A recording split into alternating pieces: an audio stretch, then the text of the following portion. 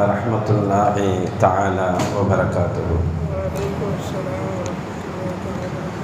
الحمد لله والصلاة والسلام على رسول الله محمد بن عبد الله وآله وصحبه أجمعين. புகழ் அனைத்தும் அல்லாஹ் ஒருவனுக்கு உரித்தாகட்டுமாக. சலாத்தும் சலாமும் கண்மணி முஹம்மது ரசூலுல்லாஹி ஸல்லல்லாஹு அலைஹி வஸல்லம் அவர்களின் மீதும் அவர்களுடைய வாழ்க்கையை வாழ்ந்து காட்டிய சஹாபா பெருமக்கள், நல்லோர்கள், நம் குடும்பத்தினர்கள் யாவரின் மீதும் நிறைவாக நிகழட்டுமாக. புனிதமான இடத்தில் அவனுடைய வேதத்தின் விளக்க உரையை கேட்பதற்காக இருக்க வைத்த அல்லாஹு தஆலா நாளை மறுமையில் உயிரினும் மேலான கண்மணி ஹஸரத் முஹம்மது ரசூலுல்லாஹி ஸல்லல்லாஹு அலைஹி வஸல்லம் அவர்களோடு சுவனத்திலும் இருக்க வைப்பானாக. அன்பானவர்களே, வாரந்தோறும் பார்த்து வரக்கூடிய குர்ஆனுடைய விளக்க உரையில் சூரத்துல் பக்ராவின் 11-12வது வசனத்தை நாம் இந்த வாரம் காண இருக்கிறோம். அன்பானவர்களே, இந்த சூரத்துல் பக்ராவிற்குண்டான மகத்துவத்தை நாம் பலமுறை கேட்டறிந்திருக்கிறோம். அதில் அல்லாஹ் சொல்லாத விஷயங்களே இல்லை என்று சொல்லும் அளவுக்கு இந்த உம்மத்துக்கு தேவையான, சமுதாயத்துக்கு தேவையான அத்துணை விஷயங்களையும் அல்லாஹ் சொல்லித் தருகிறான்.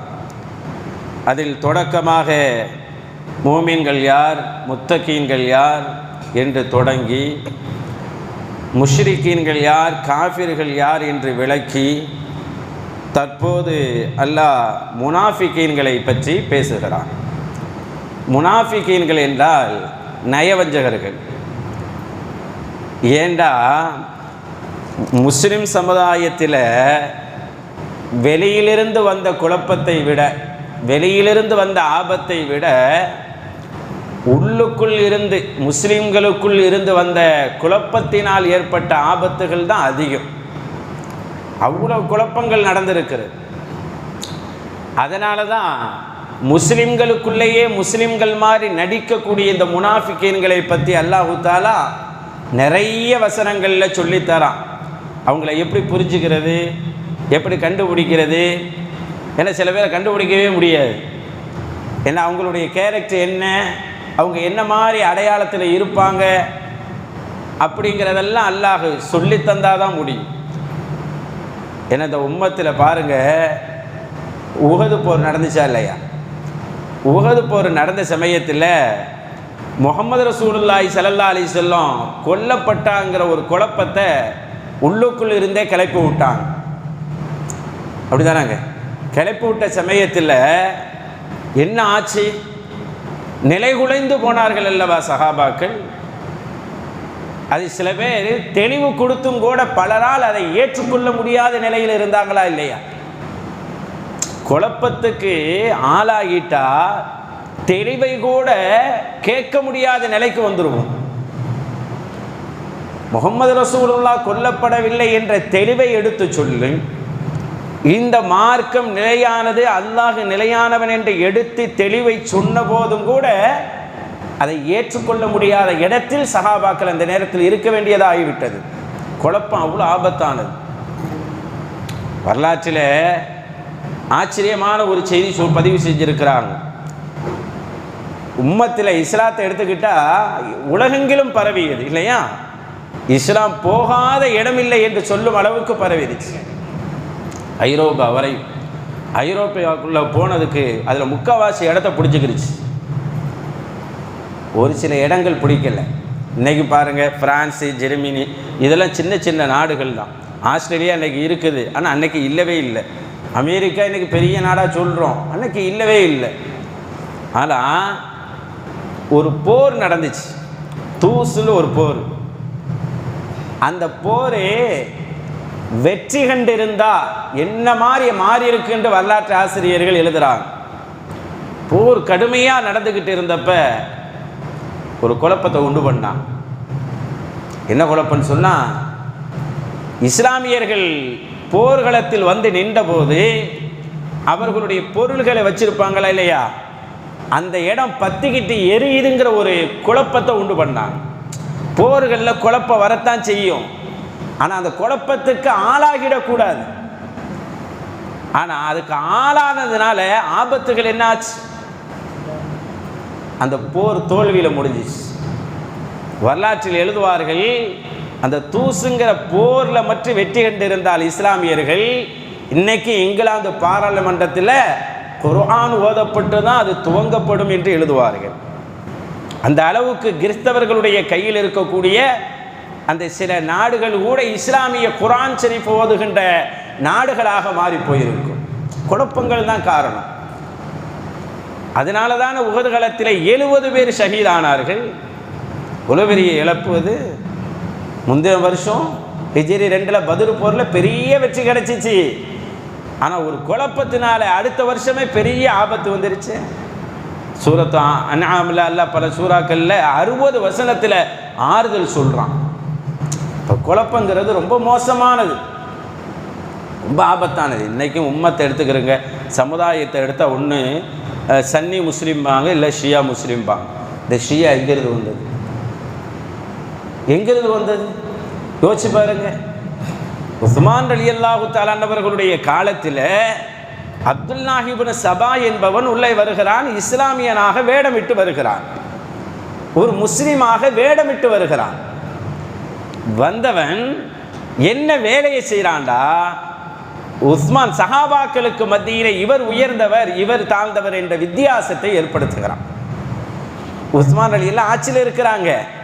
உஸ்மான் ரலியல்லாஹு விட அலி ரலியல்லாஹு உயர்ந்தவர், எந்த அளவுக்கு கடவுளுக்கு நிகரானவர், கடவுள் அளவுக்கு உயர்த்து கொண்டு போகிறான். தலைவர்கள் நல்லவங்க தான் இருப்பாங்க, தலைவர்கள் சிறந்தவர்களாகத்தான் இருப்பாங்க. ஆனால் தலைவர்கள் பேரிலே ஏற்படுகின்ற குழப்பங்கள் ஏற்படத்தான் செய்யும். அப்படி ஏற்படுத்தின அந்த அப்துல்லாஹ் இப்னு சபா அவனுடைய கருத்தியல் குழப்பத்தினால் ஏற்படுத்த எச்சம்தான் இப்படி ஒரு அமைப்பு உண்டாயிடுச்சு. இன்னைக்கு பெரிய ஒரு சோதனையாக இருக்கா இல்லையா, நம்மளுக்கு ஒரு பெரிய வருத்தமாக இருக்கா இல்லையா, இப்படி ஒரு பிளவா அப்படின்னு. இதெல்லாம் குழப்பத்தினால் ஏற்பட்டது என்று பெருமக்கள் எழுதுவார்கள். ரசூல் ஸல்லல்லாஹு அலைஹி வஸல்லம் நம்ம மட்டும் குழப்பத்துக்கு ஆளாகக்கூடாதுன்னு சொல்கிறோண்டா, நம்மளை மாதிரி தெளிவான மார்க்கத்தை பெற்றவர்கள் யாரும் கிடையாது. தெளிவான இறை தூதர்களை நாம் பெற்றிருக்கிறோம், தெளிவான வேதத்தை பெற்றிருக்கிறோம், தெளிவான வழிகாட்டிகளை நாம் பெற்றிருக்கிறோம். அதனால எந்த இடத்திலையும் குழப்பத்தில் ஆளாயிடக்கூடாது. குழப்பவாதிகள் யார்கிட்ட கண்டுபிடிக்கிறது கஷ்டமாக இருக்கும். ஏண்டா ஃபிரௌன் பார்த்தீங்களா, ஃபிரௌன் தன்னை கடவுள்னு சொல்லிக்கிட்டான். சொல்லிட்டு மூசா நபி என்ன சொன்னான்டா, குழப்பவாதின்னு சொன்னான். யார? மூசா நபியே. யார் நல்லவரோ அவரை குழப்பவாதி என்று சொல்லப்படுகிறது, யார் பாவிகளோ அவர்கள் சீர்திருத்தவாதிகள் என்று சொல்லப்படுகிறது. எவ்வளோ பெரிய ஆபத்து பாருங்க. ஷுவைப் நபி என்ன சொன்னாங்க, கல்லால் அடிச்சு விடுவோண்டா. இப்ராஹிம் நபியை ஊரை விட்டு ஓடி போயிருந்தாங்க.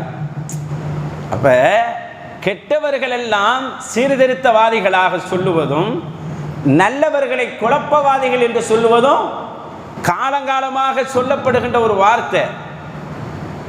அதை இந்த முனாஃபிகீன்களும் எப்படி சொல்லுகிறார்கள் பாருங்க. சூரத்துல் பக்ராவிலே 10வது 11வது வசனமாக இடம்பெறுகிறது. அந்த ஃபிரௌன் என்ன வார்த்தைகளை சொன்னானோ, தன்னை சீர்திருத்தவாதி என்றும் நபி மூசா அலைஹிஸ்ஸலாத்தை குழப்பவாதி என்றும் சொன்னான். எவ்வளோ பெரிய இது. காரூன்னு ஒருத்தர் இருந்தான், அவன் மூசா நபி கூட்டம்தான், குடும்பம்தான். மூசா நபி கூட்டத்தை சார்ந்தவன் தான் காரூன். கூட்டம் மட்டும் அல்ல, குடும்பத்தையும் சார்ந்தவன். இன்னும் காரூன கான மின் கௌமி மூசான்னு அல்லாஹ் சொல்லுவான். ஆள் ரொம்ப அழகாக இருப்பான். அவனுக்கு பேரே அந்த காலத்தில் ஒளிமயமானவன் பேர் வச்சாங்க.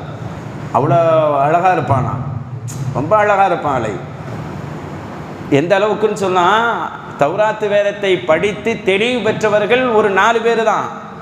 அதில் ஒருத்தன் இந்த காரூன். அழகு இருக்குது, அறிவும் இருக்கிறது. அது மட்டும் இல்லாமல் இந்த மூசா நபி அல்லாஹுவை பார்க்கணுன்னு போனப்போ ஒரு 40 பேர் அல்லாஹ் கூட்டிகிட்டு வர சொன்னான். அந்த 40 பேரில் இவனும் தான் போயிருந்தான், காரூனுங்கிறவன். அல்லாவை பார்க்கணும்னு சொல்லி தேர்ந்தெடுக்கப்பட்ட 40 பேரில் இவன் ஒருத்தன், காரூன். இவ்வளவும் செஞ்சு பணமும் அவனுக்கு நிறைய கொடுத்துருந்தான் அல்லாஹ், செல்வத்தை. அவனுடைய செல்வ சாவிகளை, அவனுடைய பொக்கிஷ சாவிகளை, மரத்திலான அந்த சாவிகளை பெரிய கூட்டமான ஒட்டக கூட்டங்கள் 70-80 ஒட்டகம் சேர்ந்தாலும் தூக்குறதுக்கு தள்ளாடுங்கிறான்ல. அந்த அளவுக்கு செல்வமும் இருந்துச்சு. இவன் மூசா நபிக்கு கொடுத்த பேர் என்ன? குழப்பவாதின்னு சொன்னான். யாருக்கு? கெட்டவர்கள் எல்லாம் சீர்திருத்தவாதிகளாகவும் நல்லவர்களை குழப்பவாதிகளாகவும் சொல்லுகின்ற காட்சி அப்பையிலேருந்தே இருக்குது. அதை விளங்கிற இந்த உம்மத்தில் அதிகமான பாதிப்பு குழப்பத்தினால தான் ஏற்பட்டிருக்கு. பிறருடைய குழப்பத்துக்கும் ஆட்பட்டுறக்கூடாது, நம்மளும் பிறருக்கு குழப்பத்தை உண்டாக்கிடக்கூடாது. நம்ம இருக்கிறோமா, வீட்டில் ஒரு குழப்பம் நம்மளால் வரக்கூடாது, மஹல்லாவில் நம்மளால் ஒரு குழப்பம் வரக்கூடாது, நம்ம வேலை செய்கிற இடத்துல நம்மளால் ஒரு குழப்பம் வரக்கூடாது. இந்த குழப்பத்துக்கு அவ்வளோ பெரிய ஆபத்தை உண்டு பண்ணிடும். பாருங்க, இது யாருடைய குணம் என்று அல்லாஹ் சொல்லுகிறான் சூரத்துல் பக்ரா. இதா கீல லஹும், அந்த முனாஃபிகீன்கள், நயவஞ்சகர்கள், முஸ்லிமை போல் நடிக்கக்கூடியவர்கள், அவர்களிடத்தில் சொல்லப்பட்டால் லா துஃப்ஸிது ஃபில் அர்த், பூமியில் நீங்கள் குழப்பத்தை ஏற்படுத்தாதீர்கள் என்று சொல்லப்பட்டால், பூமியில் குழப்பத்தை உண்டு பண்ணாதீங்கன்னு சொல்லப்பட்டால், காலு, அவர்கள் சொல்லுகிறார்கள், இன்னமா நஹ்னு முஸ்லிஹூன், நாங்கள் குழப்பத்தெல்லாம் உண்டு பண்ணல, நாங்கள் சீர்திருத்தவாதிகள் என்று சொல்லுகிறார்கள்.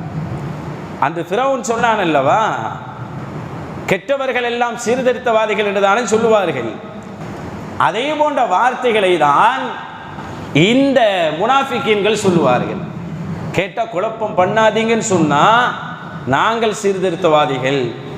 அப்போ யார் குழப்பம் பண்ணுறதா சொல்கிறாங்க? முகமது நபியும் சஹாபாக்களும் தான் குழப்பம் பண்ணுறாங்க, இதுவரை நாங்கள் சீர்திருத்தவாதின்னு சொல்லுவாங்க. அல்லாஹ் அழகா சொல்லுகிறான். சொல்லுகின்ற போது அடுத்த வசனம், அலா, உம்மத்தை பார்த்து சொல்லுகிறான், கவனத்தில் வையுங்கள், இன்னகும் ஹுமுல் முஃப்ஸிதூன், நிச்சயமாக இவர்கள் குழப்பவாதிகள் தான். ஏன் அல்லாஹ் இந்த விஷயத்தை சொல்லணும்டா, இந்த குழப்பத்துக்கு இந்த உம்மத்து எப்பவும் காரணமாயிடக்கூடாது, குழப்பத்தில் எப்போது இந்த உம்மத்து மாட்டிடவும் கூடாது. குழப்பத்தை உண்டு பண்ணுறவங்க இருக்கத்தான் செய்வாங்க, அதில் மாட்டிக்கிறவும் கூடாதுங்கிறதுக்குத்தான் அல்லாஹ் இந்த வசனத்தை சொல்கிறது. இன்னைக்கு எத்தனை பேர் நல்லவங்கன்னு சொல்லி வந்து தானே குழப்பம் பண்ணுவாங்க. குழப்பவாதிகள் என்னைக்குங்க நான் குழப்பவாதின்னு சொல்லியிருக்கிறாங்க? குழப்பவாதிகள் இன்னைக்கு சீர்திருத்தவாதின்னு தான் சொல்லுவாங்க. எப்படி கண்டுபிடிக்கிறது? எப்படி கண்டுபிடிக்கணும் இல்லைங்க? ஏன்னா நல்லவங்கள குழப்பவாதின்னு சொல்கிறாங்க, குழப்பவாதிகள் நாங்களை சீர்திருத்தவாதி என்று தங்களை சொல்லிக்கிறாங்க. அப்போ நல்லவர்கள் எல்லாம் கெட்டவர்களாக, கெட்டவர்கள் எல்லாம் சீர்திருத்தவாதிகளாக இருக்கும்போது எப்படி கண்டுபிடிக்கிறது? எவ்வளோ தெளிவான மார்க்கம் பாரு இந்த உம்மத்து. இந்த மார்க்கம் எப்போதும் இந்த உம்மத்தை கைவிட்டதில்லை, இந்த சமுதாயத்தை மார்க்கம் எந்த இடத்துலையும் கைவிட்டதில்லைங்க. எந்த பிரச்சனையாக இருந்தாலும் இது எனக்கு தெரியாதுன்னு மார்க்கம் விட்டுட்டு போனதே இல்லை. எப்படிப்பட்ட பிரச்சனையாக இருந்தாலும் அதுக்கு தெளிவை தந்தது தான் நம்மளுடைய மார்க்கம். தெளிவான தூதர்களுடைய விளக்கத்தை தந்தது தான் நம்மளுடைய மார்க்கம். எங்கேயாச்சும் நம்மளை தனியாக விட்டுருக்கா? எந்த பிரச்சனைக்கும் தெளிவு இல்லைன்னு சொல்லி விட்டுருக்கா? பாருங்க, தெளிவான வேதம், தெளிவான இறை கோட்பாடு, தெளிவான தூதர், தெளிவான வழிகாட்டி. அதான் சொல்லுவாங்க, இந்த குழப்பத்திலிருந்து நம்ம தப்பிக்கணும், நம்மளும் குழப்பம் செய்யக்கூடாதுண்டா குழப்பவாதிகள் யார் என்று சொல்லி தருகின்ற ஒரு வழிகாட்டியை நாம் நம்பகமான ஒருவரை தேர்வு செய்ய வேண்டும் என்று சொல்லுவார்கள். ஒரு சரியான வழிகாட்டி இருக்க வேண்டும் என்று சொல்லுவார்கள். ஆச்சரியமான வரலாறு சஹாபாக்கள் ரசூலுல்லாஹ் சொல்லி தந்திருக்கிறாங்க. முனாஃபிகீன்கள்ல யார்? நயவஞ்சன்ல. அவங்க பேசினாவே பொய் தான் பேசுவாங்க. போன வாரம் கூட சொன்னேன், வாக்கு கொடுத்தாலே மாறுதான் செய்வாங்க. அபு முலைக்கா என்று ஒரு தாபி, அபு முலைக்கா, புகாரி ஷரீஃபில் வருது இந்த செய்தி, புகாரியில் தான் வருது. அபு முலைக்கா என்று சொல்லக்கூடிய ஒரு தாபி, அவங்க சொல்கிறாங்க, அதிரக்து அஸ்ஹாபு ரசூலில்லாஹி ஸல்லல்லாஹு அலைஹி வஸல்லம், நான் ரசூலுல்லாஹ்வுடைய நிறைய தோழர்களை சந்திச்சிருக்கிறேன், அவங்கள பார்த்துருக்கிறேன், அவங்கள்ட்ட பாடம் படிச்சிருக்கிறேன். யார் சொல்கிறா? அபு முலைகா, பெரிய தாபி ரலியல்லாஹு. அவங்க சொல்கிறாங்க, அத்தனை பேருமே தான் முனாஃபிக்காக ஆகிவிடுவோமோ என்று பயந்து கொண்டே இருந்தார்கள். யாருங்க? சஹாபா பெருமக்கள். சஹாபா பெருமக்களுடைய உள்ளத்தில் நம்ம முனாஃபிக்கா ஆயிடுவோமோங்கிற பயம் இருந்துகிட்டே இருந்துச்சான். செயல் ரீதியாக, கருத்து ரீதியாக, என்ன ரீதியாக ஏதாவது வந்துருமோன்னு பயந்தாங்களாம். புகாரி ஷெரீஃபில் இமாம் புகாரி ரஹ்மத்துல்லாஹ் பதிவு செய்கிறாங்க. எப்படி இருக்கும் செய்தி? உமர் ரலியல்லாஹுடைய ஆட்சி காலம், நைட்டு நேரம், அபு ஹுதைஃபத்துல் யமான் ரலியல்லாஹு வீட்டில் இருக்கிறாங்க. அவங்க வீட்டில் கதவு தட்டப்படுது. யார் தட்டுறாண்டா? உமர் ரலியல்லாஹு கதவை தட்டுறாங்க. நைட்டில் உமர் ரலியல்லாஹு நைட்டு எப்போவுமே உளவு பார்க்குவாங்க, நகர்வலம் போவாங்க. ஒரு தடவை பயத்தில் ஹுதைஃபத்துல் யமான் ரலியல்லாஹுடைய வீட்டை போய் தட்டுகிறார்கள். உமர் ரலியல்லாஹு எவ்வளோ பெரிய சிறு, எவ்வளோ பெரியவங்க, அவங்க சொர்க்கவாசிங்க. உமரும் ஃபில் ஜன்னா, உமர் சொர்க்கத்துக்குரியவர் என்று ஹஸ்ரத் முஹம்மது ரசூலுல்லாஹி ஸல்லல்லாஹு அலைஹி வஸல்லம் சொன்னவர்கள். ஆச்சரியமான விஷயம் என்ன தெரியுமா? இந்த உலகத்தில் இருந்து கொண்டே சொர்க்கத்திலே மாளிகையை கட்டியவர் உமர் இப்னு கத்தாப் ரலியல்லாஹு தஆலா. ஆமாவா இல்லையா? புகாரி ஷெரீஃபில் ஒரு செய்தி வரும். ஹஸ்ரத் முஹம்மது ரசூல் ஸல்லல்லாஹு அலைஹி வஸல்லம் மேராஜுக்கு போகிறாங்க. மேராஜுக்கு போன சமயத்தில் பார்த்து வருகின்ற சொர்க்க காட்சிகளில் ஒன்று, ஒரு பிரம்மாண்டமான ஒரு மாளிகை இருக்கிறது. பிரம்மாண்ட மாளிகை. சில வீடுகளை பேலஸை பார்த்தா போகணும், கிட்ட நிற்கணும், முடிஞ்ச அளவு அருகில் என்று கூட நம்ம செல்ஃபி எடுத்துக்கிறோமா இல்லையா? சில இடங்கள் நம்மளை ஈர்க்கும். அந்த மாதிரி அந்த மாளிகை முஹம்மது ரசூலுல்லாவை கவருகிறது. கேட்குறாங்க ஸல்லல்லாஹு அலைஹி வஸல்லம், இது யாருக்குரிய மாளிகை என்று சொல்லப்பட்டுச்சு. ஷாபுல்லி குரைஷ், குரைஷில் இருக்கக்கூடிய ஒரு வாலிபருக்கு சொந்தமானது. ரசூலுல்லாஹ் அது யாருன்னு தெரிஞ்சுக்கிற விரும்புகிறாங்க. அந்த குரைஷ் வாலிபர் யாருன்னு தெரிஞ்சுக்கிற ஹஸ்ரத் முஹம்மது ரசூலுல்லாஹ் விரும்புகிறாங்க. யார் அது? குரைஷ் வாலிபர் யார் அது? அப்படி சொல்லப்பட்டது இப்னு கத்தாப், கத்தாபுடைய மகனான உமருக்குரியது என்று சொல்லப்படுகிறது. ஸல்லல்லாஹு அலைஹி வஸல்லம் உள்ளே போய் பார்க்கலான்னு ஆசைப்படுறாங்க. உள்ளே போய் பார்ப்போமே.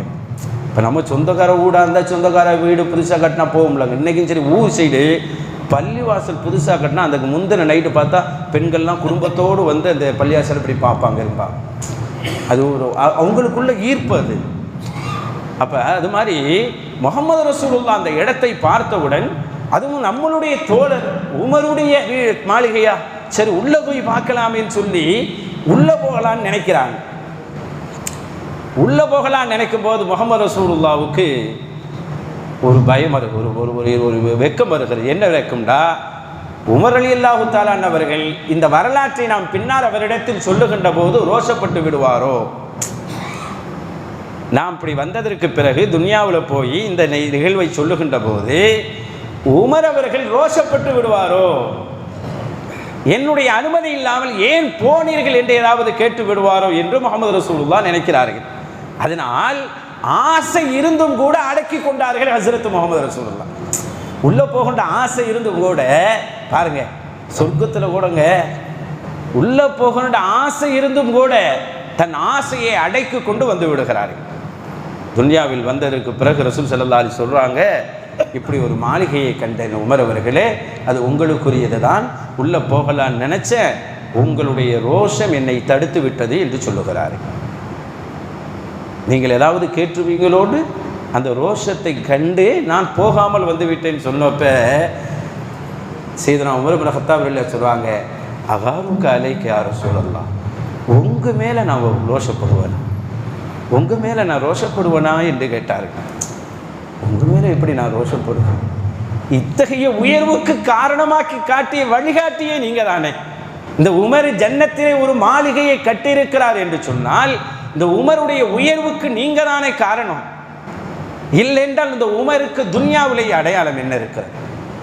ஜன்னத்திலே மாளிகை கட்டும் அளவுக்கு இந்த உமரை உயர்த்தியவர் நீங்கள் தானே நாயகமே. நீங்கள் போகிறத பார்த்து நான் எப்படி நாயகமே ரோஷப்படும் அப்படின்னு சொன்னார். இப்படி வாழும்போதே ஜன்னத்திலே மாளிகையை கட்டியவர் உமர் இப்னு கத்தாப் ரலியல்லாஹு தஆலா. சாதாரணவங்களா? நம்மெல்லாம் கொஞ்சம் துன்யாவுலேயே ஒரு பெரிய வீடு கட்டிட்டா, மாளிகை கட்டிட்டா ஒரு மாதிரி எண்ணம் வருது இல்லைங்க. இப்படி தானேங்க ஒரு மாலில் நம்மளுக்கு உயர்ந்துட்டோம் அப்படிங்கிற எண்ணம் வரும் தானாகவே. ஒரு அடுத்தவங்களை மட்டமான ஆளுகளை கண்டுக்கிற மாட்டோம், இருக்க மாட்டோம், ஏழைகளை கண்டுக்கிற மாட்டோம் இப்படி. ஆனால் சஹாபாக்கள்கிட்ட அப்படி கிடையாது. எவ்வளோ உயர்ந்தார்களோ அவ்வளோ பணிந்து இருக்கிறார்கள். ஒரு அழகான ஒரு நிகழ்வு என்னென்னா, ஹுசைன் ரலியல்லாஹு ஒரு தடவை வர்றாங்க.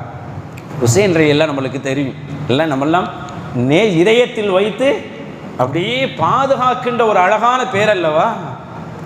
ரசூலுல்லாஹ்வுடைய பேரப்பிள்ளை, சொர்க்கத்தினுடைய வாலிப தலைவர் ஒரு தடவை வராக.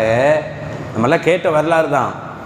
அப்போ வாகனத்தில் வரும்போது ஒரு கூட்டமாக இருந்து ஒரு சில பேர் உட்கார்ந்து சாப்பிட்றாங்க.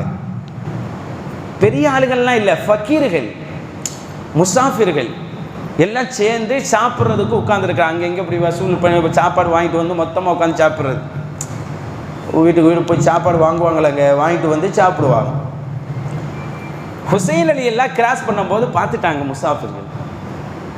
முசாஃபிர்கள் பார்த்துட்டு அந்த ஃபக்கீர்கள் ஹுசைன் அலி எல்லாம் கூப்பிட்றாங்க, யா ஹுசைன் இப்னு ரசூலில்லாஹி ஸல்லல்லாஹு ரசூலுல்லாஹ்வுடைய பேரப்புள்ள ஹுசைன் அவர்களே வாங்கலை, நம்ம கூட சேர்ந்து சாப்பிட்லான்னு கூப்பிட்றாங்க. யார்? சொர்க்கத்தினுடைய வாலிப தலைவர், ரசூலுடைய பேரப்புள்ள ஃபாத்திமா நாயகியினுடைய ஈரக்கொலை. வாங்கலை சாப்பிட்லான்னு சொன்னோன்னே உடனே வாகனத்திலிருந்து இறங்கி போய், பெரிய ஆளுகள்லாம் இல்லைங்க, இந்த உலகத்தில் யாரை நம்ம வாசலோடு நிறுத்துகிறோமோ அவங்கள தான் அவங்க இதயத்தில் தூக்கி வச்சாங்க. என்ன மாதிரி பாருங்க. அப்போ இறங்கி போய் அவங்களோடு உட்காந்து சாப்பிட்றாங்க. ஒன்றும் வேறுபாடு பார்க்கல, பாகுபாடு பார்க்கல, வித்தியாசம் பார்க்கல. சொர்க்கத்தினுடைய தலைவர் ஒரு இடத்துல போய் உட்காந்து சாப்பிட்றதுக்கு நம்மளாம் நம்மளுடைய ஸ்டேட்டஸுக்கு தோதுவாக சாப்பிடுவோமா இல்லையா? இப்போ ஹோட்டலுக்கு போனாவே எல்லாரும் சாதா ஹோட்டலில் தின்றுவோமா? அவரவருடைய வசதிக்கேற்பவாறு தான் ஹோட்டலை நம்ம சூஸ் பண்ணுவோம் இல்லையா? எல்லாரும் ஒரே மாதிரி இல்லை, பள்ளியாசல்லண்டா ஒன்றா இருக்கலாம். ஆனால் ஹுசைன் ரலியல்லாஹு எப்படி பாருங்க, சாப்பிட்டுட்டு அவங்க சொன்னாங்களாம், அந்த ஜமாத்தை பார்த்து, ஃபக்கீர்களுடைய ஜமாத்தை பார்த்து, எனக்கு அழகான விருது கொடுத்துட்டியே. அதான் ரசூலுடைய குடும்பம்தான், அதுக்கு நிகழ் இந்த துன்யாவில் யாருங்க? எனக்கு அழகான விருந்து கொடுத்துட்டிய, நம்ம வீட்டுக்கு வாங்கலை, எல்லாரும் ஒரு நாள் சாப்பிட்லான்டாங்க. ஒருத்தர் இல்லை, ஜமாத்தையே நம்ம வீட்டுக்கு வாங்கலை, எல்லாருக்கும் நம்ம வீட்டு ஒரு நாள் விருந்து, நீங்கள் வாங்கலைன்னு கூப்பிட்டாங்களாம். அவங்களுக்கு அவ்வளோ சந்தோஷம். ஃபக்கீர்களுக்கு யாருடைய வீட்டில் விருந்து? முஹம்மது ரசூலுல்லாஹ்வுடைய பேர பிள்ளைகளுடைய வீட்டில் விருந்துன்னா என்ன சந்தோஷம் இருக்கும்? இதை விட சிஎம் வீட்டில் விருந்துன்னா ஒரு மாதம் முன்னாடியே ஸ்டேட்டஸில் வச்சுருவோம் ஃபோனில் இல்லையா? அப்போ ஹுசைன் ரலியல்லாஹுடைய வீட்டில் விருந்து சந்தோஷம். ஆனால் ஹுசைன் ரலியல்லாஹ் இந்த பாருங்க, இப்படியெல்லாம் வரக்கூடாது. நல்லா கொளிச்சு புட்டு சுத்தபத்தமாக ட்ரெஸ்ஸெல்லாம் அழகாக மாட்டி. ஃபக்கீர்களுடைய ட்ரெஸ் எப்படி இருக்கும்? ரொம்ப மோசமாக அழுக்கா அப்படி தானே இருக்கும். சட்டையெல்லாம் நல்லா மாட்டி சூப்பராக அப்படி வரணும்லாம் சொல்லலை, அது சொல்லவே இல்லை. நீங்கள் எப்படி இருக்கிறீங்களோ, என்ன கோலத்தில் இருக்கிறீங்களோ, என்ன ஹாலில் இருக்கிறீங்களோ, அதே நிலையிலே என் வீட்டுக்கு வரணும், அப்படியே வரணும், உங்களுக்கு நான் விருந்தோம்பல் செய்யணும் அப்படின்னு சொன்னால் ஹுசைன் ரலியல்லாஹு. மறுநாள் பொழுதுங்க அத்தனை ஃபக்கீர்களும் ஒரு ஆளுக்கு சாப்பாடு கொடுக்கல, அவங்க யாரோட உட்காந்து சாப்பிட்டாங்க. அத்தனை பேரும் ஹுசைன் ரலியல்லாஹு வீட்டுக்கு போகிறாங்க. போய் உட்கார்ந்து எல்லாருக்கும் சாப்பாடு, அதே ட்ரெஸ்ஸு தான், அதே கோலம் தான், அதே கோலத்தில் தான் அங்கு விருந்தோம்பல் செய்யப்படுகிறது. அங்கே வீட்டிலே அவர்கள் விழுந்து அவர்களுக்கு கவனிக்கிறார்கள். கவனித்து எல்லாம் சாப்பிட்டது பிறகு வயிறு நிறைய சாப்பிட்டீங்களா, வயிறார சாப்பிட்டீங்களான்னு கேட்டாங்களாம். அல்ஹம்துலில்லாஹ் அது சொல்லி வந்தவங்க எல்லாரும் துவா செய்கிறாங்க. துவா செஞ்சுட்டு நாங்கள் புறப்படட்டுங்களா அப்படின்னு கேட்டப்ப ஹுசைன் ரலியல்லாஹு இருங்கள கொஞ்சம் நேரம் கொஞ்சம் நேரம் இருங்களேன்னு சொல்லி உள்ளே போய் எல்லாருக்கும் புது ட்ரெஸ் எடுத்து வந்து கொடுத்தாங்க. எல்லாருக்கும் புது ட்ரெஸ், இதை நீங்கள் உடுத்திக்கிறீங்க. வர்றதுக்கு முன்னாடியே கொடுத்திருக்கலாம், அதல்ல. அவர்கள் நீங்கள் அதே நிலையில் தான் என் வீட்டுக்கு வரணும். ஆனால் வந்த விருந்தாளியை நான் கண்ணியப்படுத்துவேன், சாப்பாடும் கொடுப்பேன், ஆடையும் கொடுப்பேன் என்று சொல்லி ஆடையை கொடுத்து அனுப்புகிறாங்க. உயர உயர அவர்கள் பணிந்து கொண்டே போனார்கள். உமரல் இல்லா தண்ணி தூக்கிட்டு வந்தாங்களாம். தண்ணி அந்த காலத்தில் ஊற்றுல கிணத்துல தூரமாக போய் தான் தண்ணி தூக்கணும், பாலைவனம் தானே. ஊற்றில் போய் தண்ணி தூக்கிட்டு இறைச்சிட்டு தலையில் தூக்கிட்டு வர்றாங்க. வரும்போது ஒருத்தர் பார்த்துட்டாங்க, ஜனாதிபதியாக இருக்கும்போது. சாதா இருக்கும்போது பரவாயில்ல, பெரும் ஜனாதிபதி, பெரிய பரப்பளவுக்கு பல நாடுகளுக்கு ஜனாதிபதி. தண்ணியை தூக்கிட்டு வராங்க, தலையில் தூக்கி வச்சு. கேட்டாகலாம், அமீருல் மோமினின் அவர்களே, நீங்கள் தண்ணியை தூக்கலாமா, நீங்கள் தண்ணியை தூக்கிட்டு வரலாமா அப்படின்னு தலையில் தூக்கி வச்சு ரோட்டில் நடந்து போனால். நீங்கள் பிள்ளையை தூக்க மாட்டேங்கிறாங்க, பெத்த பிள்ளையை தூக்க மாட்டேங்கிறாங்க. நிறைய பெற்றோர்கள் பெத்த பிள்ளையை தூக்கிட்டு போகிறதில்லை, பொண்டாட்டி கையில் தான் மனைவி கையில் தான் கொடுக்கறது. ஆனால் தண்ணியை தூக்கிட்டு போகிறாங்க. ஹஸரத் உமர் இப்னு கத்தாப் ரலியல்லாஹு நீங்கள் தூக்குறீங்களே அப்படின்னு கேட்டப்போ சொல்லலாம், என்னை நிறைய பேர் பார்க்க வராங்க. பாரசீக நாட்டினுடைய தூதர் வருகிறார், ரோம் நாட்டினுடைய தூதர் வருகிறார். பல்வேறு நாடுகள் இஸ்லாம் வெற்றி கொள்ள உள்ள அந்த நாட்டினுடைய தூதர்கள் எல்லாம் ஜனாதிபதி எங்கே, ஜனாதிபதி எங்கே என்று என்னை தேடி தேடி வருகிறார்கள். பல நாடுகளுக்கு உமருடைய பேர் போய் சேர சேர உமர் யார், இந்த ஜனாதிபதி யார் என்று பார்ப்பதற்காக நாட்டு தலைவர்கள் வருகிறார்கள். இப்படி அவர்கள் அடிக்கடி வந்து என்னை பார்க்கின்ற போது உமருடைய உள்ளத்தில் ஒரு பெருமை வந்து விடக்கூடாது. யாரு தெரியுமா, நிறைய தலைவர்கள்லாம் உன்னை சந்திக்கிறாங்க, நிறைய நாட்டு தூதர்கள்லாம் வந்து சந்திக்கிறாங்க, நீ பெரியால ஆயிட்டாப்பா அப்படின்னு உமருக்கு அந்த ஒரு எண்ணம் வந்துடக்கூடாதுங்கிறதுக்காக, உமரே நீ தண்ணி தூக்குறதுக்குத்தான் லாயக்கு அப்படின்னு என் நஃப்ஸுக்கு புரிய வைக்கிறதுக்குத்தான் என் தலையில தண்ணியை தூக்கிட்டு போறேன்னு சொன்னாங்களாம். யார், ஜனாதிபதியா இருக்கும்போது. ஜனாதிபதியா இருக்கும்போது எந்த இடத்திலும் எனக்கு பெருமை வந்துடக்கூடாதுன்னு நினைச்சாங்க. எப்படிப்பட்ட எண்ணம் பாருங்க. அதனால தான் அவங்களுக்கு உயர முடிஞ்சிச்சு. சொர்க்கத்தில் ஒரு மாளிகையே இந்த துன்யாவிலிருந்து கட்டி எழுப்ப முடிஞ்சிச்சு. அம்மா கூனி வந்துச்சான், குனிஞ்சு கூன் விழுந்த மூதாட்டி இருப்பாங்களா இல்லையா, அவங்க நேராக நடக்க முடியாது. கூனி வந்து அங்கிருந்து ஓரமாக நின்றுக்கிட்டு கூப்பிட்டுச்சான். கூப்பிட்டு மெதுவாக கூப்பிட்டுருக்கு, விளங்கலை. அப்புறம் உமரல் இல்லை, ஏதோ ஒரு பெண் சப்தம் கேட்குதுன்னு சொல்லிட்டு கூர்ந்து பார்க்குறாங்க. ஒரு அம்மா வயசான மூதாட்டி இங்கே நின்றுக்கிட்டு பள்ளியாசல் வெளியே நின்று கூப்பிட்டுரு.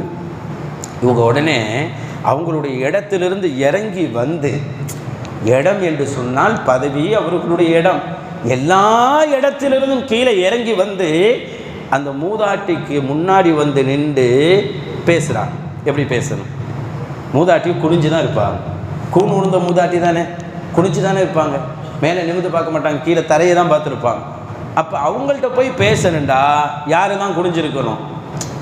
உமரில் எல்லாம் குனிஞ்சா தானே கேட்க முடியும், பேச முடியும். எல்லா சஹாபாக்களும் நிற்க ஜனாதிபதி உமர் இப்னு கத்தாப் ரலியல்லாஹு போய் நின்றவர்கள் குனிந்து கொண்டு அந்த மூதாட்டியிடம் பேசுகிறார். அந்த மூதாட்டி சொன்னுச்சான் அந்த மூதாட்டி, நீங்கள் ஆரம்பத்தில் இன்னக்கு துதுஆ உமைரன் வக்கீல உமரன் வக்கீல அமீரல் முஃமினீன் அப்படின்னு அந்த அம்மா சொன்னிச்சான்.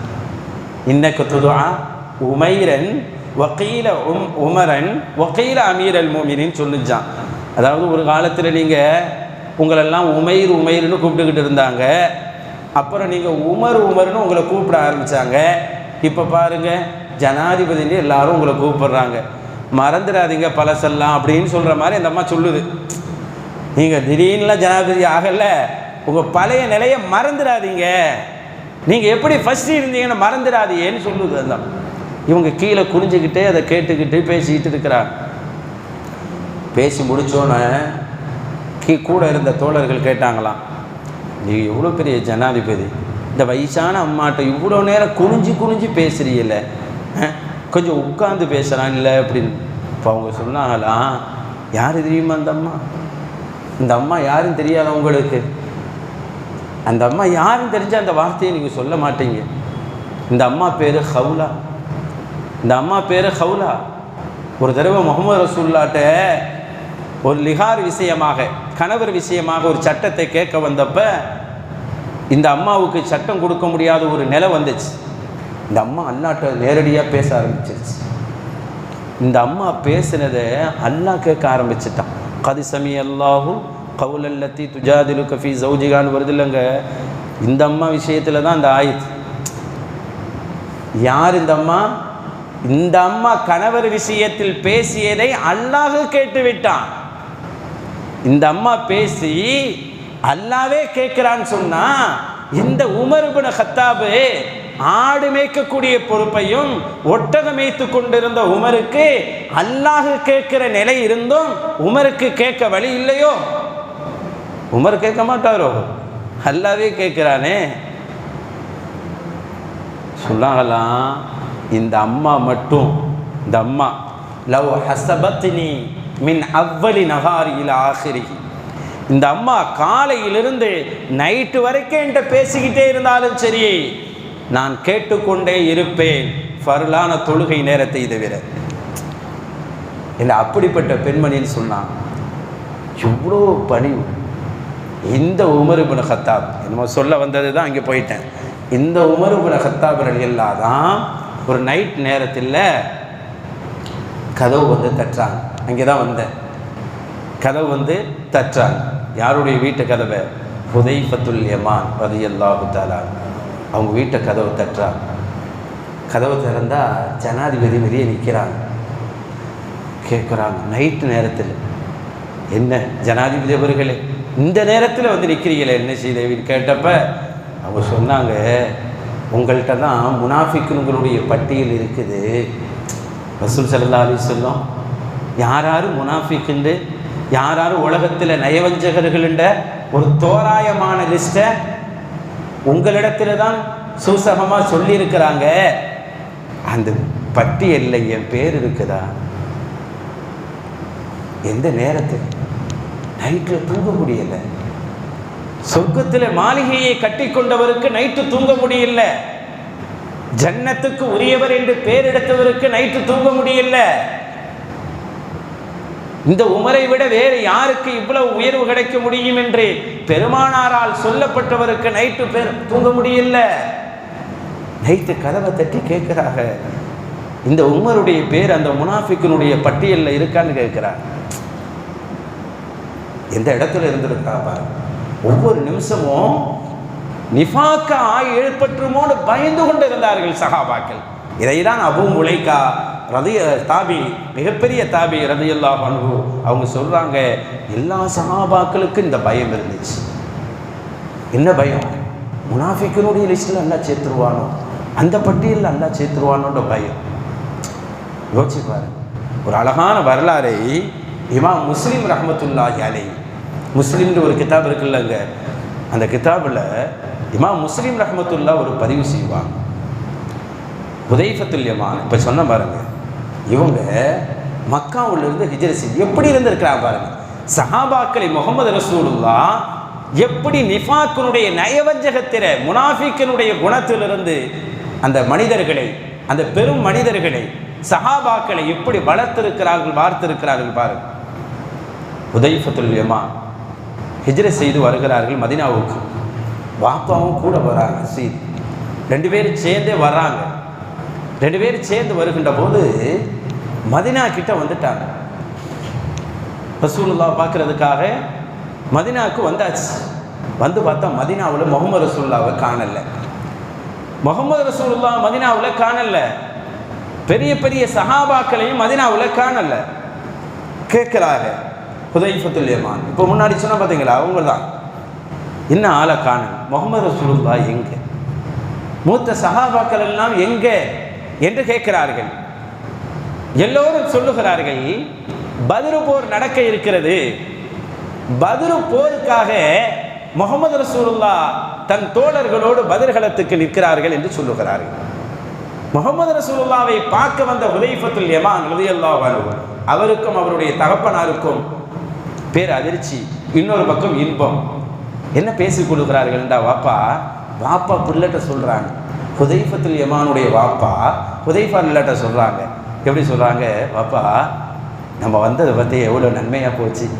முஹம்மது ரசூலுல்லாவை பார்க்கலான்னு வந்தோம், மதீனாவில் சேர்ந்து வாழலான்னு வந்தோம். வந்த நேரத்திலே அல்லாஹ் எவ்வளோ பெரிய நன்மையை செய்கிறதுக்கு வாய்ப்பை தந்திருக்கிறான் பாரு. பத்ர் போர் நடக்க இருக்குது. இதுதான் முதல் போர், இதுதான் அற்புதமான போர். இதில் கலந்து கொள்கிற வாய்ப்பு நம்மளுக்கு கிடைச்சிருக்குது. இதை விட்டுறக்கூடாது. ஏன்னா இந்த போரில் காஃபிர்களும் முஷ்ரிக்கீன்களும் இஸ்லாத்தை களையெடுப்பதற்காக, இஸ்லாத்தை அழிப்பதற்காக வந்து நிற்கிறார்கள். அவர்களுக்கு எதிராக பங்காற்றுவதற்கு நம்மளுக்கும் வாய்ப்பு கிடைச்சிருச்சு.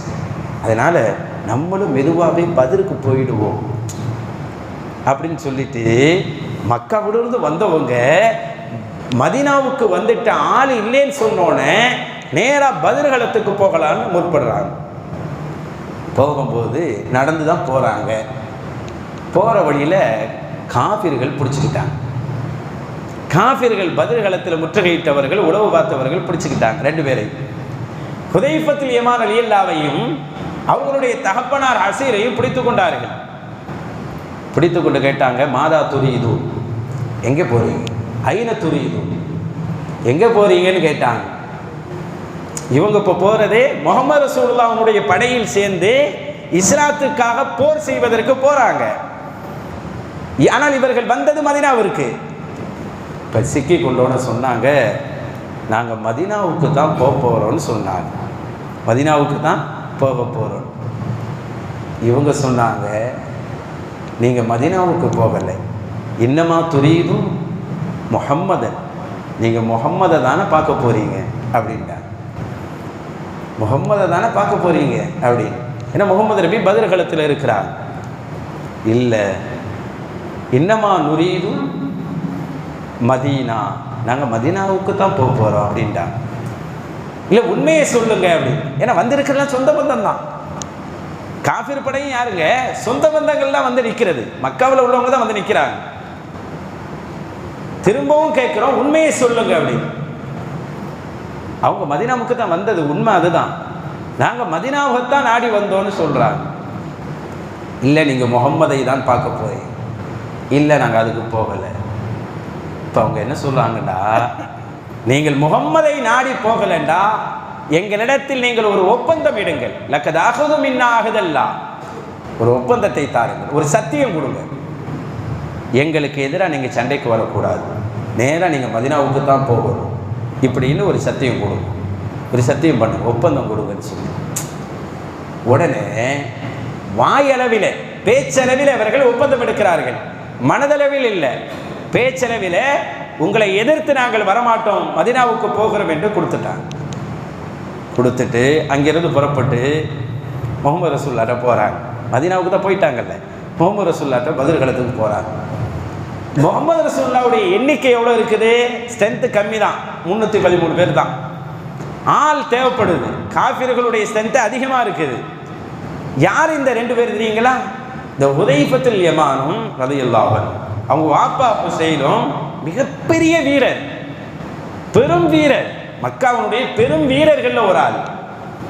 இவங்க 2 பேரும் கிடைச்சது ரொம்ப பெரிய வாக்கியம். 2 பேரையும் ரசூலுல்லாஹ் பத்ர் களத்தில் பார்த்தோன்னே சந்தோஷப்பட்டுட்டாங்க. தேவையான நேரத்தில் பெரும் 2 வீரர்களை எல்லாம் கொண்டு வந்து தந்தா எப்படி இருக்கும்? கண்ணுக்கு முன்னாடி 2 பேரை பார்த்தோன்னே சந்தோஷம். 2 பேரையும் வாழ்த்தி வரவேற்று ரசூலுல்லாஹ் போருக்கு நீங்கள் தயாராகுங்கள் என்று சொல்லுகிறார். சொல்லிட்டு அப்புறம் நீங்கள் எப்படி வந்தீங்கன்னு விவரம் கேட்குறாங்க. நீங்கள் எப்படி வந்தீங்க? அப்போ தான் இந்த செய்தியை சொல்கிறாங்க. நாங்கள் மதீனாவுக்கு தான் போனோம், அப்புறம் அங்கே இல்லைன்றோனே பத்ருக்கு வரும்போது இப்படி காஃபிர்கள் பிடிச்சிக்கிட்டாங்க, இப்படி ஒரு சத்தியத்தை வாங்கினாங்க என்று சொல்கிறாங்க. இப்போ தான் முஹம்மது ரசூலுல்லாஹ் எதை கற்றுக் கொடுக்குறாங்க பாருங்க, எந்த ஒரு பண்பை கற்றுக் கொடுக்குறாங்க பாருங்க. முஹம்மது ஸல்லல்லாஹு அலைஹி வஸல்லம் சொல்கிறாங்க, அவர்களிடத்தில் இப்படி ஒரு உடன்படிக்கை நீங்கள் எடுத்தீர்களா? ஆமாம். வாயளவில் எடுத்தோம். எடுத்தீர்களா? ஆமாம் என்று சொன்னால் நீங்கள் இங்கே இருக்க வேண்டாம், மதீனாவுக்கே செல்லுங்கள் என்கிறார்கள். பதிர்களத்தில் ஆள் தேவைப்படுகிறது. பதிர்களத்துக்கு நம்மளுக்கு பலம் தேவைப்படுகிறது. வந்தவர்களும் சாமானியர்கள் அல்ல, பெரும் வீரர்கள். 2 பேரும் பெரிய வீரர்கள். அதை சரியாக பயன்படுத்தினால் வெற்றி கொள்ள முடியும். ஆனால் முஹம்மது ரசூல் ஸல்லல்லாஹு அலைஹி வஸல்லம் அல்லாஹ்வின் மீது உண்டான நம்பிக்கை, ஈமானுடைய பலத்தின் மீது உண்டான நம்பிக்கை, நிச்சயமாக கொடுத்த வாக்குறுதியை முனாஃபிக்கு தான் ஏமாற்றுவான். ஒரு முஸ்லிம் கொடுத்த வாக்குறுதியை நிறைவேற்றுவான். அந்த இடத்தில் தான் நாம் வாழ வேண்டும். நீங்கள் முஷ்ரிக்கீன்களுக்கு, காஃபிர்களுக்கு நீங்கள் ஒப்பந்தம் செய்திருந்தாலும், சத்தியம் செய்திருந்தாலும் அதை நீங்கள் நிறைவேற்றுங்கள். வெற்றி என்பது உங்கள் இருவரால் மட்டுமல்ல, அல்லாஹ் விதித்து தர வேண்டும் என்று நாடிவிட்டால் நிச்சயம் கிடைத்துவிடும். போய் வாருங்கள் என்று 2 பேரையும் மதீனாவுக்கு அனுப்பி வைக்கிறான் முஹம்மது ரசூலுல்லாஹ். யோசிச்சு பாரு, இதை சொல்லிக் கொடு. அவ்ஃபூபி அஹ்தில்லா, அல்லாஹ் சொல்லுவான், உடன்படிக்கை எடுத்தால், சத்தியம் கொடுத்தால் நிறைவேற்றுங்கள் என்று சொல்லுகிறான். முஹம்மது ரசூலுல்லாஹ் தேவை இருந்தும் கூட அந்த இடத்தில் சரி பார்த்துக்கலாம். போர்க்களத்தில் சில விஷயங்கள் அட்ஜஸ்ட்மெண்ட் ஆகிடும். பெருமையாக நடக்கக்கூடாது, போர்க்களத்தில் நடக்கலாம். தந்திரம் பொய் பேசக்கூடாது, போர்க்களத்துக்குள் சொல்லிக் கொள்ளலாம். போர்க்களத்தில் சில விதிவிலக்கு இருக்குது, மற்ற நேரத்தில் செய்யக்கூடாது, போர்க்களத்தில் செய்யலாம். ஆனாலும் கூட ஒப்பந்தத்தை நீங்கள் மீறாதீர்கள், அது முனாஃபிக்கின் அடையாளம் என்று சொன்னார்கள். அது முனாஃபிக்கினுடைய அடையாளம்.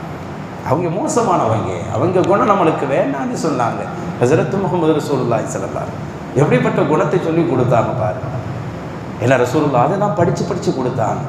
முனாஃபிக் என்ன செய்வான் தெரியுமா? கொடுத்த வாக்குறுதிக்கு மாறு செய்வான். கொடுத்த வாக்குறுதிக்கு மாறு செய்வான். அதனால தான் சொல்லுவாங்க, நம்ம என்ன செய்யமோ அதைத்தான் சொல்லணும்பாங்க. அவன் தான் ஜென்டில்மேன். இப்போ சலாம் சொல்கிறோம், ஒரு ஆளை பார்த்து சலாம் சொல்கிறோம், அஸ்ஸலாமு அலைக்கும், உங்கள் மீது அல்லாஹ்வின் சாந்தி, அல்லாஹ்வின் அருள் உண்டாகட்டும், அப்படி தானே பொருள்.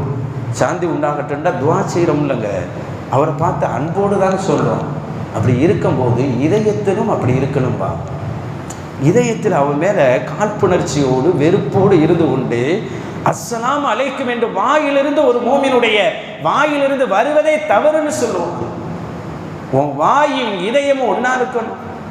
வாயில் அவரை புகழ்றியல்ல, அவருக்காக துவா செய்தியல்ல, உன் இதயத்திலும் அவரை பற்றி தப்பான எண்ணங்கள் வேண்டாம், நல்லதையே நினச்சிக்கிறாங்க. ஒரே மாதிரி இறைய இருக்கட்டும்னு சொல்கிறாங்க. எப்படிப்பட்ட எண்ணம் பாருங்க. இதுதான் நம்மளை உயர்த்தி போகும். இந்த நம்பிக்கை தான். ஒரு பொருளை சொன்னோமா, புள்ளட்ட வாக்குறுதி கொடுக்குறோமா, சில பேர் அதை அலட்சியமாக எடுக்கிறது. பையன்கிட்ட ஏதாச்சும் வாக்குறுதி கொடுக்குறது, அலட்சியமாக எடுத்துக்கிறது. மனைவிட்ட ஏதாச்சும் வாக்குறுதி கொடுக்குறது, அலட்சியமாக எடுக்கிறது. வெளியில் கொடுத்தா மரியாதையாம், போயிட்டா அவமரியாதை ஏற்பட்டுருமா, கௌரவம் போயிடுமா. ஆனால் பொண்டாட்டி பிள்ளைங்கள்ட்ட என்ன வேண்டாலும் சொல்லலாமா? தப்புங்க, தப்பு. அது குடும்பத்தில் கூட ஒன்று சொன்னால் செய்யுங்கிறாங்க, செய்கிறத சொல்லுங்கிறாங்க. முஹம்மது ரசூல் ஸல்லல்லாஹு அலைஹி வஸல்லம் எதை நீங்கள் செய்வீங்களோ அதையே சொல்லுங்கிறாங்க. வாக்குறுதிக்கு மாறமா நடந்துடாதீங்கிறாங்க. ஒரு அழகான செய்தி ஒன்று புகாரியிலே இடம்பெறும். இமாம் புகாரி ரஹ்மத்துல்லாஹ் பதிவு செய்வாங்க. என்ன செய்தின்னா, இஸ்லாத்துக்கு முந்தைய காலத்தில் கதையல்ல, வருகின்ற செய்தி, முஹம்மது ரசூலுல்லாஹ்வுடைய செய்தி. இஸ்லாத்துக்கு முந்தைய காலத்தில் ஒரு வியாபாரி இருந்தார், பெரிய வியாபாரி. கடல் தாண்டி போய் வியாபாரம் செய்ய வேண்டும் என்று ஆசைப்படுகிறார். பொருளாதாரம் கம்மியாக இருக்கனால பக்கத்தில் உள்ளவங்கள்ட்டெல்லாம் வாங்கி பொருளை சேர்த்து கொண்டுக்கிட்டு போகிறாரு. இன்றைக்கி மாமா மச்சான் எல்லாம் ஹெல்ப் பண்ணி தானே ஒரு பிஸ்னஸ் ஆரம்பிக்கிறோம். ஒரு சில பேர் அந்த மாதிரி எல்லாத்தையும் உதவி வாங்கி ஒரு பெரிய கொள்முதலை அவர் ஏற்படுத்துகிறார். கடல் கடந்து போகிறார். போய் அங்கே வியாபாரம் செய்யும்போது, தங்கி வியாபாரம் செய்யும்போது மொத்தமும் லாஸ் ஆகிடுது. மொத்தமும், கதை சொல்லலை, நபிமொழியை சொல்லுகிறது, மொத்தமும் லாஸ் ஆகிடுது. இப்போ இவர் என்ன செய்யறதுன்னு தெரியல. எந்த அளவுக்கு லாஸ் ஆயிடுச்சுன்னா, ஊருக்கு கூட திரும்பி வருவதற்கு அவருக்கு போதுமான வசதி இல்லை. திரும்பி வரக்கூடிய வசதி கூட அவர்கிட்ட இல்லை. அந்த அளவுக்கு ரொம்ப நஷ்டத்துக்கு ஆளாயிடுறாரு. இப்போ ஊரை சுற்றி சுற்றி வராரு. புது ஊர், அடுத்த ஊர், அடுத்த நாடு, என்ன செய்யறதுன்னு தெரியல. இன்னைக்கு ஃபாரின்லாம் போய் சில பேர் அல்லாஹ் காப்பாற்றணும் கஷ்டப்படுறாங்களா இல்லையா, அந்த மாதிரி என்ன செய்யறதுன்னு தெரியல, சிக்கிக்கிட்டாரு. இப்போ நினைக்கிறாரு யாராவது உதவுனா நல்லா இருக்கும், யார்கிட்ட கேட்கறதுன்னு தெரியல.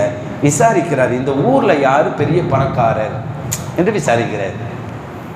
யார் இந்த ஊரில் பெரும் பணக்காரர் என்று விசாரிக்கிறார். ஊரில் இருக்கிறவங்க சொன்னாங்க இந்தா அந்த வீடு தான் அப்படின்னு சொன்னாங்க. இதா இருக்குல்ல அந்த வீட்டுக்காரவங்க தான் அப்படின்னு போனார். வீட்டுக்குள்ளே போய் நான் அடுத்த நாட்டவர், இங்கே தொழில் செய்ய வந்தேன், எல்லாம் லாஸ் ஆயிடுச்சு, ஊருக்கு போக கூட காசு இல்லை. உண்மையை சொல்லுவாங்க. இன்னைக்கு இந்த வார்த்தை ஃபேஷனாக போச்சு, சில பேர் யூஸ் பண்ணுறாங்க. அது உண்மையை சொல்கிறார். ஊருக்கு போக கூட காசு இல்லை, நான் ஊருக்கு போகணும், சில அமானிதங்களை வாங்கிட்டு தான் நான் தொழில் செஞ்சேன், அந்த காசையும் திரும்ப கொடுக்கணும், இப்படியெல்லாம் சிக்கிக்கிட்டு இருக்கிறேன், போகிறதுக்கு உண்டான உதவிகளை நீங்கள் செய்யுங்க அப்படிங்கிறார். அவர் பார்க்குறாரு, தெளிவாக பேசுகிற மாதிரி இருக்குது. கேட்டாராம் அவர், உன்னை எப்படி நம்புறது, உன்னை எப்படி நம்புறது, நீ அடுத்த நாட்டுக்காரனா இருக்கிறியே, உன்னை எப்படி நான் நம்புறது என்று அவர் கேட்டபோது இவர் சொன்னார், எனக்கு இந்த ஊரில் யாரும் பழக்கம் இல்லை, யாரும் எனக்கு தெரியாது, நான் இத்தனை நாட்களாக தெரிந்து கொண்டு இருக்கிறேன், அலைந்து கொண்டு இருக்கிறேன், உங்களிடத்தில் அடையாளம் காட்டிய பிறகு வந்து நிற்கிறேன், அதனால் யாருமே நான் சொல்ல முடியாது, நீங்கள் வேண்டுமென்றால் எனக்கு ஒருவன் மட்டும்தான் இருக்கிறான், அல்லாஹுவை சாட்சியாக வைத்து கேட்கிறேன், நீங்கள் உதவி செய்யுங்க, கடன் கொடுங்க, அல்லாஹுவை சாட்சியாக வைத்து சொல்லுகிறேன், அவன் ஒருத்தன் தான் என்கிட்ட இருக்கான், வேற யாரையும் நான் காட்ட முடியாது. அவர் பேசுறது என்னமோ இவருக்கு ரொம்ப பிடிச்சி போச்சு. இதயத்தில் சில பேர் பேச்சு வந்து நம்மளை ஒரு மாலை தச்சிடும், நெகிழ வச்சிடும். அவருக்கு ஒரு மாலை நெகிழ்ந்து போய் அவர் சொன்னாராம், எப்போது நீ அல்லாஹுவை சாட்சியாக வைத்தாயோ அப்போது நான் உன்னிடத்தில் அல்லாஹுவே சாட்சியாக வைத்தே உனக்கு உதவி செய்கிறேன் என்று சொல்கிறார். எழுவார் எப்படியெல்லாம் விருந்திருக்கிறார்கள் பாரு. பணத்தை வாங்கி கொண்டு அவர் புறப்பட்டு வந்து விடுகிறார். ஒரு குறிப்பிட்ட நேரத்தில் பணத்தை தருவேன் என்று சொல்லிவிட்டு புறப்பட்டு வந்து விடுகிறார். ஊருக்கு வந்ததற்கு பிறகு அவருக்கு எல்லாம் நம்மளாம் வாங்கின பிறகு எனக்கு எத்தனை பேர் பணத்தை வாங்கிடுவாங்க, வாங்கினதுக்கப்புறம் நம்ம வேலை தான் முடிஞ்சிருச்சேன்னு வாங்கினவரை கஷ்டப்படுத்துறது எத்தனை பேர் இருக்காங்க தெரியுமா? அல்லாஹ் பார்த்தோம். வாங்கினவரை தொல்லைப்படுத்தி மனதளவில் சிரமப்படுத்துறவங்க எத்தனை பேர். ஆனால் எப்படிப்பட்ட உம்மத்தை முகமது ரசூலுல்லாஹ் உருவாக்கி கொடுத்துருக்கிறான் பாரு. முனாஃபிக்கினுடைய குணம் நமக்கு வேண்டாம், நயவஞ்சகத்தினுடைய குணம் நம்மளுக்கு வேண்டாம், சொன்னதை செய்யுங்கிறான் பாருங்க. ஊருக்கு வந்துட்டாரு. வந்ததுக்கப்புறம் அந்த டேட்டுக்குள்ளே பொருளை ரெடி பண்ணணுமே, பணத்தை எல்லாம் வேகமாக ரெடி பண்ணிட்டார். ரெடி பண்ணிட்டு திரும்ப பழைய அந்த ஊருக்கே போகலான்னு புறப்படுறார். அன்பானவர்களே, பொருளை எல்லாம் ரெடி பண்ணிட்டு வந்துட்டார் புறப்படலான்னு சொல்லி. கடல் மார்க்கமாக தான் போகணும், கடலை கடந்து போனவர் இல்லவா, சொந்த ஊருக்கு வந்துட்டார் இல்லை. அப்போ ரெடி பண்ணிவிட்டு கரையில் நிற்கும்போது கடல் ரொம்ப கொந்தளிக்குது. அவரால் போக முடியாத அளவுக்கு தடங்கள் ஏற்படுது, சீற்றம் அதிகமாக இருக்குது. என்ன செய்யறேன்னு தெரியலை. ஏன்னா குறிப்பிட்ட நாளில் இப்போ ட்ராவல் பண்ணால் தான் போய் சேர முடியும், அந்த நாளில் அந்த பொருளை கொடுக்க முடியும். இப்படி துடிக்கிறாரு பாரு. அதான் ரசூலுல்லாஹ் சொல்லுவாங்க, கடன் வாங்கும்போது எவர் கொடுக்கணும்னு எண்ணத்தில் வாங்கினாருண்டா அவரை கொடுப்பதற்குண்டான உதவிகளை அல்லாஹ் செய்வான் என்று சொன்னார்கள். உதவி வார்த்தை பார்த்தீங்களா? வாங்கும் போதே கொடுத்து விட வேண்டும், சரியாக நிறைவேற்றி விட வேண்டும் என்ற எண்ணத்தில் வாங்கினா அல்லாஹ் அதை பொறுப்பேற்றுக் கொடுக்கிறான், நிறைவேற்றுவதற்கு அல்லாஹ் உதவி செய்கிறான் என்று சொன்னார். வாங்கும் போது அந்த எண்ணம் இருக்கணும். முனாஃபிக்கின்கள்ட்ட அது இருக்காது. இப்போ அவர் குறிப்பிட்ட நாளில் அங்கே போய் சேரண்டா, இன்னைக்கு கப்பலில் ஏறினாதான் போக முடியும், படகுல. ஆனால் சீற்றமாக இருக்குது கடலில், என்ன செய்யறேன்னு தெரியாமல் அல்லாஹ்கிட்ட முறையிடுறாரு, அழுகிறாரு. நான் இந்த நாளில் கொடுக்குறேன்னு சொன்னேன் அல்லாஹுவே, உன்னை சாட்சியாக வைத்தேன் அல்லாஹுவே, துன்யா அந்த நாட்டிலே யாருமே எனக்கு இல்லாத போது உன் பெயரை சொன்னவுடன் கொடுக்கின்ற இதயத்தை கொடுத்தவன் நீதான். இல்லைன்னா அவர் தந்திருப்பாரா? நம்பியிருப்பாரா? என்னிடத்தில் அவர் கொடுத்திருப்பாரா? செஞ்சிருக்க மாட்டார். அவருக்கு கொடுக்க வேண்டும்ங்கிற சிந்தனை இதயத்தை தந்தவன் நீதான். நான் வாங்கும் போதை கொடுக்க வேண்டும் என்று நெய்யத்து வைத்து விட்டேன், ஆனால் ரெடியாக வந்திருக்கிறேன், கடல் சீற்றத்தினால என்னால் கொடுக்க முடியல, நான் இங்கே போனால் தான் கொடுக்க முடியும் அப்படின்னு சொல்லிட்டு உடனே அந்த பொருளை அதுக்குரிய பணத்தெல்லாம் ஒரு பையில் வச்சு பார்சல் பண்ணி ஒரு மரத்தை எடுத்து அதுக்குள்ளே நுழைச்சி மரத்தை நல்லா மூடி தண்ணியில் போட்டார். மூசா நபி தண்ணிக்குள்ளே போனதை பார்த்தோமா இல்லையா? சூரா சொல்லுதா இல்லையா? சூரத்தில் கசஸ்லாம் பார்த்தோம்னா வரலாறு அப்படி சொல்லும். அப்போ அல்லாஹ் கடல் வழியாக பாதுகாத்த விதங்கள் நிறைய இருக்குது. கடலில் அந்த கட்டையை போட்டுட்டாரு, கட்டைக்குள்ளே பணம் இருக்குது, அவருக்கு போய் சேர வேண்டிய பொருள் இருக்குது. என்னது ஒரு நம்பிக்கை பாருங்க. தர வச்ச அவன் கொண்டு போகிறது அவனால் முடியும், நம்ம தான் இருந்து கொண்டு போகலாம் இல்லை, கொண்டு போக அவனால் முடியும். இந்த நம்பிக்கை தான் பெருசு. போட்டுட்டாரு, போட்டு அனுப்பிட்டார். அது போய் அப்படி இப்படி ஆடி ஈடி போய் சரியான இடத்துக்கு அந்த நாட்டுக்கு போய் ஒதுங்குது. எவ்வளோ பெரிய விஷயம் பாருங்கள். அல்லாஹ் நாடிட்டா எதுவும் நடக்குது. அந்த கடன் கொடுத்தவர் ஏதோ ஒரு வேலையாக கடற்கரை ஓரமாக வந்து போகும்போது அந்த கட்டை அவருக்கு காலில் தட்டுது. தட்டுகின்ற போது என்ன காலில் கட்டை தட்டுதேன்னு சொல்லி பார்த்தா ஒரு காஞ்ச கட்டை. அது எப்போ வந்து ஒதுங்கினுச்சுன்னா அவருக்கு தெரியல. சரி வீட்டுக்கு எடுத்து போகலான்னு கட்டை எடுத்து போகிறார். உள்ளே போகிறதெல்லாம் அவருக்கு தெரியாது, உள்ளே இருக்கிறதெல்லாம். போய் அங்கே கட்டையை மனைவிட்ட கொடுத்து இதை வெட்டி எரிச்சுக்கங்கும் போது வெட்டி பார்த்தா உள்ள லெட்டரையும் எழுதி வச்சுக்கிறார், பணத்தையும் இருக்குது. அவர் எழுதின அந்த நாளிலிருந்து அந்த பணம் வந்த வரைக்கும் பாதுகாத்தது அல்ல. அதை பார்த்தோன்னு அசந்துட்டார். இவ்வளோ ஒரு நம்பிக்கையா? அவர் ஏதோ நாட்டுக்காரர் வாங்கிட்டு போய் ஏமாற்றலாம். எங்க தெருவுக்கு தெருவு ஏமாத்திடுறாங்க, ஏற்ற வீட்டுக்காரங்க ஏமாத்திடுறாங்க, பக்கத்து தெருவில் ஏமாற்றி போடுறாங்க. அடுத்த நாட்டில் ஏமாத்துறது எவ்வளோ லேசு. எல்லாம் காப்பாற்றணும். ஏமாத்துறங்கிற கெட்ட புத்தி இருந்தால் எங்கேயும் ஏமாத்திடுவாங்க. நிறைவேற்றணும், நம்பிக்கையாக நாணயமாக இருக்க நினைச்சிறவங்களுக்கு அல்லாஹ் எப்போதும் துணை இருப்பான். இவ்வளோ பெரிய ஆச்சரியம். என் நபிமார்களுக்கு கராமது மோஜிசா நடக்கும், பார்த்துக்கிறீங்களா? அற்புதம் நடக்கும். இறைநேசர்களுக்கு கராமத்து நடக்கும், பார்த்துக்கிறோம்ல. ஆனால் நாம் நல்லவராக இருந்து அல்லாஹ் நம்மளை கபூல் செய்து விட்டால் நம்மளிடத்திலிருந்தே அல்லாஹ் ஏற்படுத்துகிறான் பாரு. போயிருச்சு, அவர் எடுத்துட்டாரு, ரொம்ப அகமகிழ்ந்து போயிட்டார். இப்போ அனுப்பி வச்சாரே அவருக்கு கிடச்சி போச்சு. அனுப்பி வச்சவருக்கு இருப்பு கொள்ளல. நம்ம என்னமோ அவசரத்தில் அனுப்பி வச்சுட்டோம், அது எங்கே போணுச்சுன்னு எல்லா மேலே பாரத்தை வச்சு போட்டுட்டோம். அவருக்கு போகலைன்னா என்ன செய்யுது? வாங்கிட்டோமே. அடியாருடைய விஷயம், அல்லாஹ்வுடைய விஷயத்தில் நம்பிக்கை வச்சு முழுசாக விட்டுடலாம், அல்லாஹ் வேணும். அடியார் விஷயத்தில் போய் முழுசாக சேர வரைக்கும் நம்ம மனசில் படபடப்பு இருக்கணும். அவர் நினைக்கிறாரு போகலைண்டா என்ன செய்கிறது அப்படின்னு சொல்லிட்டு கடல் சீற்றமெல்லாம் முடிஞ்சதுக்கு அப்புறம் திரும்பவும் அதே மாதிரி பொருளை எடுத்துக்கிட்டு அவருக்கு எவ்வளோ கொடுக்கணுமோ அவ்வளோ பொருளை திரும்பவும் ரெடி பண்ணி திரும்ப எடுத்துக்கிட்டு அங்கே போகிறார். கடல் கடந்து அந்த ஊருக்கு போகிறார். அந்த தேதிக்குள் கொடுக்க வேண்டும் என்பதற்காக கடல் வழியாக அனுப்பி வச்சவர் சீற்றம் முடிஞ்சதுக்கு பிறகு திரும்பவும் தூக்கிட்டு போகிறார். போய் அவர் சந்தித்து, என்னை தெரியுமா, அன்னைக்கு அடுத்த நாட்டிலேருந்து வந்து லாஸ் ஆகிட்டு உங்கள் உதவியில் தான் நான் போனேன், அல்லாஹ்வை சாட்சி ஆக்கி கடன் கேட்டேன், தந்தீங்க, அல்ஹம்துலில்லாஹ், இந்த பிடிங்க பணத்தைன்னு சொல்லி கொடுக்க.